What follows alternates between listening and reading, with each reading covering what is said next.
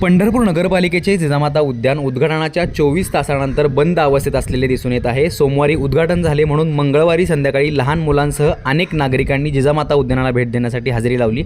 मात्र उद्यानाचे मुख्य प्रवेशद्वार हे बंद असलेले दिसून आले, तरी या ठिकाणी पालिकेचा एकही कर्मचारी उपलब्ध नव्हता। त्यामुळे हे उद्यान पूर्णपणे उद्घाटनाच्या 24 तासानंतर बंद अवस्थेत असल्याची धक्कादायक बाब पुढे येत आहे। महत्त्वाचे म्हणजे हे उद्यान बंद असल्याने अनेक नागरिकातून याबाबत तीव्र नाराजी व संताप व्यक्त होताना दिसत आहे। नमस्कार, माझं नाव राहुल दहिंडे आणि मी पंढरपुरातला एक नागरिक आहे। खूप दिवसापासून हे बाग अशीच बंद आहे। खूप जण येतात, बाग उघडली म्हणतात।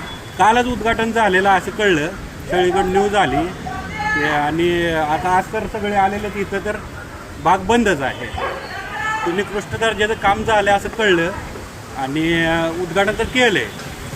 ते वादावाद चालू आहेत, त्यामुळं काय बाग बंद आहे असं वाटायला लागले।